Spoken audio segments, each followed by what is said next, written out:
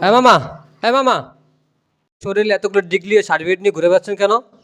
কি করব বলেন মামা। এই যে ডিগ্রি সার্টিফিকেটগুলো অর্জন করছি, বাক্সের মধ্যে যে ফালা রাখছি, তো ওইখানে বাক্সের মধ্যে ফালা রাখে টেকনে ধারিয়া ইঁদুরগুলো কেটে দিচ্ছে।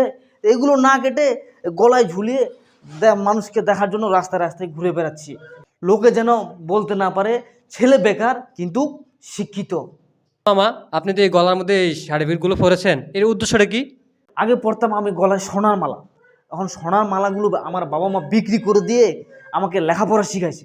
এখন লেখাপড়া শিখাই তো আমি কোনো চাকরি বাকরি পেলাম না, তাই এখন আমি ওই সোনার মালার বিক্রি করাটা যেগুলো আমি সার্টিফিকেট অর্জন করছি, এই সার্টিফিকেটগুলো এখন আমি সোনার মালা তো আমার গলায় নাই, এখন সার্টিফিকেটগুলো গলায় নিয়ে ঝুলাইয়া মানুষকে দেখাইতেছি যে আমি সোনার মালা বিক্রি করে এখন সার্টিফিকেটগুলো গলার মালা বানাইছি। এখন তো আর ডিগ্রি দিয়ে কিছু হচ্ছে না মামা, তাই গলায় সোনার মালা নাই, এখন মানুষকে দেখার জন্য এই ডিগ্রিগুলো সোনার মালা ভেবে রাস্তায় রাস্তায় ঘুরে বেড়াচ্ছি। আচ্ছা মামা, আপনার যে এত ডিগ্রি সার্টিফিকেট কোথাও কোনোদিন কাজে লাগেনি? হ্যাঁ, কাজে লাগছে, অবশ্যই কাজে লাগছে। শ্বশুর, আমি যখন বিয়ে করতে গেছিলাম শ্বশুর বাড়ির লোকজন কাগজপত্র দেখে আমাকে বিয়ে দিয়ে দিছে, কারণ শ্বশুর বাড়ির লোকজন ভাবছে যে ছেলে বর্তমান বেকার কিন্তু ভবিষ্যতে চাকরি পাওয়ার সম্ভাবনা আছে, শিক্ষিত আছে। এটার জন্যই এই সার্টিফিকেটগুলো আমার কাজে লাগছে, অবশ্যই কাজে লাগছে। মামা তাহলে আপনার কি বিয়ে হয়ে গেছে মামা? ও মা, ভাগ্যিস তখন আমার সার্টিফিকেটগুলো শ্বশুরবাড়ির লোকজন আমাকে বিয়ে দিয়ে দিছিল। এখন সে সময় যদি আমার বিয়ে না করতাম তাহলে বর্তমান যুগে না হতো আমার বিয়ে, না হতো আমার বাচ্চা। এই সার্টিফিকেটগুলো নিয়েই ঘুরে বেড়া থাকতে হতো, আর যৌবন যৌবন এই চাকরির পিছনে দৌড়াইতে দৌড়াইতে সব শেষ হয়ে যেত। আচ্ছা মামা, আপনি তো বিয়ে করছেন, বউ আছে, বাচ্চা আছে, সংসার চালান কেমনে? যে আমি সংসারের তেমন কোনো কাজকর্ম করি না, ওই আমার বই ফেসবুকের একটু কন্টেন্ট ক্রিয়েটর, টিকটকার, তো ওই বই টিকটক করে ফেসবুকে রিলসগুলো বানাই। আমি হলাম আমার বইয়ের ক্যামেরাম্যান, ওই বই টিকটক থেকে কিছু টাকা ইনকাম করে ওইটা দিয়ে কোনো রকম সংসার আমাদের চলে যায়। আমি ভাই তেমন কোনো কাজকর্ম করি না, আর কাজকর্ম চাকরি বাকরি তো নাই আমার। আচ্ছা মামা, আপনি যে এত শিক্ষিত হয়ে আপনার বউ রিলস বানায়, আপনার লজ্জা শরম করে না? ও মা, এখানে লজ্জা শরমের কি আছে?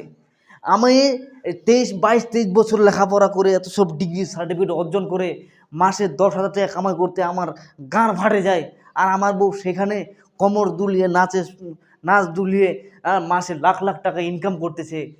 এখানে আমি তার ক্যামেরাম্যান হয়ে এখানে লজ্জা শরমের কি আছে? খুব আফসোস হয়, আমি এই 22-23 বছর লেখাপড়া করে কি করলাম? এখন আমার বউয়ের মতো যদি আগে থেকে আমি রিলস ফেসবুকে ভিডিও বানাইতাম তাহলে আমি আজকে বর্তমান যুগে সেলিব্রিটি হয়ে যেতাম।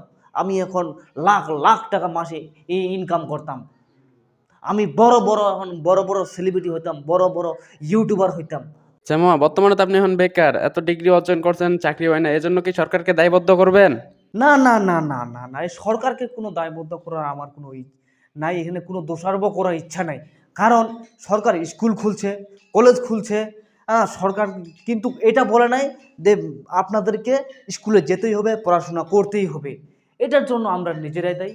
আমরা 22-23 বছর লেখাপড়া করে ছোট থেকে বড় হয়ে অনেক সার্টিফিকেট অর্জন করে অনেক টাকা পয়সা খরচ করে শেষে কি হয়, আমরাই গুয়া মারা খাই।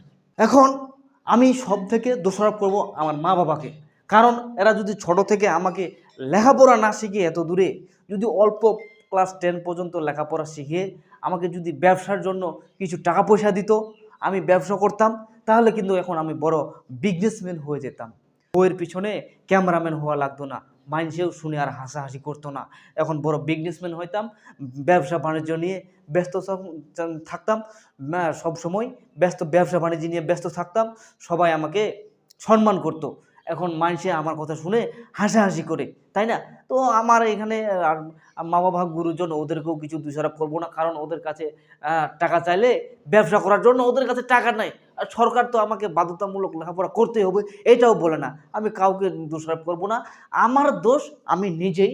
এখন বেকার ঘোরাফেরা করতেছি, দেখি কোন দিকে কোন দিকে রাস্তা খোলা আছে, কোন দিকে যাওয়া যায়, না গুয়া মারা খাওয়া যায়।